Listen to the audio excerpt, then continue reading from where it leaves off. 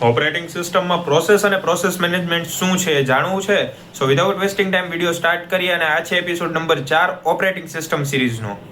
સો process એ શું છે એ તમને કહું એ પહેલાં હું એટલું કહી દઉં છું કે અત્યારે તમારા મોબાઈલ ઉપર આ જે યુટ્યુબ ચાલે છે ને એ પણ એક પ્રોસેસ છે. સો ઇન શોર્ટ ખબર પડી ગઈ શું પ્રોસેસ છે. હવે જોઈએ ટેકનિકલ વેમાં કે આ process is defined as a sequence of instruction executed in pre defined order. એટલે કે પહેલેથી નક્કી કરેલા ઓર્ડરમાં લાઇનમાં આ એપ્લિકેશન ચાલે, આ પ્રોસેસ થતી જાય. હવે તમને તેમ થતું છે આ પ્રોસેસ સમજાય છે ને પાછું પ્રોસેસ જ લાવે છે આમાં.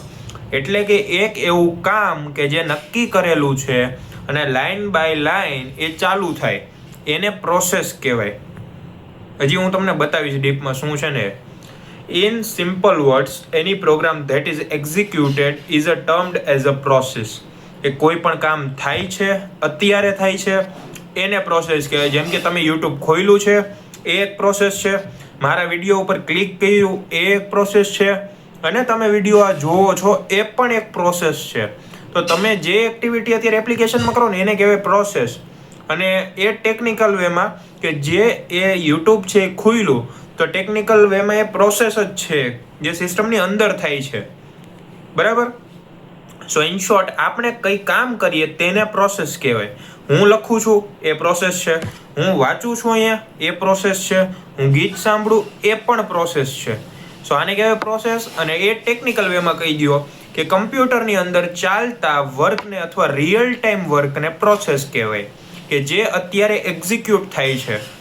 હવે પ્રોસેસ એટલે ખબર પડી ગઈ. સો પ્રોસેસ મેનેજમેન્ટ આ સાવ ઇઝી છે કે પ્રોસેસ તો ખબર પડી ગઈ, હવે એને ખાલી મેનેજ કરવાની, એને કહેવાય પ્રોસેસ મેનેજમેન્ટ. પણ કઈ રીતે? સો a process management is a fundamental aspect of the operating system which involves the process creation, scheduling and termination. It ensures that multiple program can run smoothly and efficiently in a system.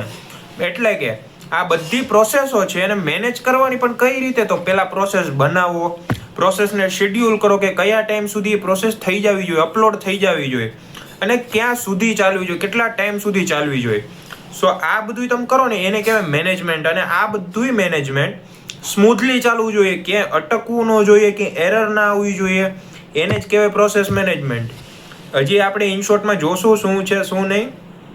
So in short આપણે કંઈક કામ કરીએ છીએ એમાં સુધારો વધારો કરીએ અને એને પૂરું કરીએ એને પ્રોસેસ મેનેજમેન્ટ કહેવાય. જેમ કે હું અત્યારે એક હોમવર્ક લઈને બેઠો છું, મારું અસાઇનમેન્ટ લઈને બેઠો છું કોલેજનું. તો એ હું ચાલુ કરું એ એક પ્રોસેસ છે. હું પેનથી આમ લખું છું એ પ્રોસેસ છે. મારે ભૂલ પડી તો હું અહીંયા ચેકો મારું એ એક પ્રોસેસ છે. મારા અસાઇનમેન્ટમાં ડાયાગ્રામ દોરવાના આવ્યો તો હું એક આમ ડાયાગ્રામ દોરીશ બધે એ એક પ્રોસેસ છે. મારું પ્રોસેસ પૂરું એટલે કે અસાઇનમેન્ટ લખાઈ ગયું, બુક બંધ કરું એ એક પ્રોસેસ છે. તો આ મેં મેનેજ કરી રાખી. જેમ કે બુક ખોલી પહેલો સ્ટેપ, એમાં લખવાનું ચાલુ કર્યો, બીજો સ્ટેપ મારે ચેકો પડ્યો, ત્રીજો સ્ટેપ, ચોથો સ્ટેપ શું હતો તો મેં ડાયાગ્રામ દોર્યું, ચોથો સ્ટેપ, અને પાંચમું કે મેં બુક બંધ કરી દીધી. સો આ બધું પ્રોસેસ છું એક પછી એક કરીને. આને મેં મેનેજ કર્યું તો આને જ કહેવાય પ્રોસેસ મેનેજમેન્ટ. હવે આને એક એક્ઝામ્પલથી સમજીએ કે process management is an important process in operating system which ensure that every process run efficiently and smoothly. જે આપણે હમણાં જોયું કે કોઈ પણ એરર વગર એ અટકવું ના જોઈએ. કોઈ પણ એરર આવે ગમે એ આવે તમારી રીતે સોલ્વ કરો પણ અટકવું ન જોઈએ કામ. Process management plays a very big role in ensuring that the overall system is stable and running in the optimized manners. કે જેમ નક્કી કર્યું છે એમ જ પ્રોસેસ ચાલવી જોઈએ, એ જ લાઇનમાં ચાલવી જોઈએ, કે એરર ન આવવી જોઈએ, ને આવે તો એને સોલ્વ કરો અને પાછું જે લાઇનમાં હતું એમાં ચલાવવો એને. બરાબર. તો આ એક બિગ રોલ છે કેમ કે પ્રોસેસ જો આમ તેમ થઈને તો તમારું વર્ક શેડ્યુલ આખું વિખાઈ જાય. It's scheduled and ensure that every process run according to their designated time and method. કે જે ટાઈમ જે પ્રોસેસ માટે નક્કી કર્યો ને એ જ ટાઈમે ચાલવી જોઈએ. હવે એક પ્રોસેસને 1 મિલીસેકન્ડ, બીજીને 10 ને ત્રીજીને 25. હવે 25 વાળો કંઈ 1 ને 10 ની વચ્ચે નહીં આવી જાય અને 10 વાળો 25 પછી નહીં જાય, નકર કામ વિખાઈ જાય. તો જે ટાઈમ આપ્યો એ પ્રોસેસ એ જ ટાઈમે એક્ઝિક્યુટ થવી જોઈએ. હવે એક્ઝામ્પલ જોઈએ એનું રેસ્ટોરન્ટ વાળું એક્ઝામ્પલ એક, જે તમે જોતા જઈશો એટલે તમને તરત એ આઈડિયા આવી જશે. જેમ કે પ્રોસેસને મેનેજ કરવા કેટલી પ્રોસેસ છે ને જોજો તમે. ગ્રાહક ઓર્ડર કરે છે એટલે ઓર્ડર ટેકિંગ, વેઇટર દ્વારા ગ્રાહકનો ઓર્ડર લેવો, એક પ્રોસેસ થઈ ગઈ. હું ઓર્ડર લઉં કોકનો તો એ પ્રોસેસ થઈ, આ પહેલી પ્રોસેસ. ઓર્ડરની એન્ટ્રી થઈ, કિચન સિસ્ટમમાં ઓર્ડર દાખલ થઈ, એટલે કિચનમાં જઈને એ ઓર્ડર લખાયો કે આ જો આ ઓર્ડર આવ્યો છે અને આ ટેબલ નંબર છે. તો બીજી પ્રોસેસ થઈ. પછી રસોઈ, ફૂડ પ્રિપેરેશન, રસોઈયા દ્વારા ઓર્ડર તૈયાર કરવામાં આવ્યો. એટલે કે પ્રોસેસ થઈ ગઈ પાછી એક કે હવે રસોઈયો વસ્તુ બનાવે છે એ એક પ્રોસેસ થઈ. ત્યારબાદ ગુણવત્તા ચકાસણી કે ક્વોલિટી ચેકિંગ, ખોરાક યોગ્ય છે કે નહીં તેની ચકાસણી. હવે ત્યાંના હેડ શેફ હોય જે માસ્ટર રસોઈયા કે એ આવે, ચેક કરશે કે વસ્તુ સારી છે કે નથી. ક્વોલિટી ચેકિંગ થઈ. સો આને પણ એક પ્રોસેસ કહેવાય.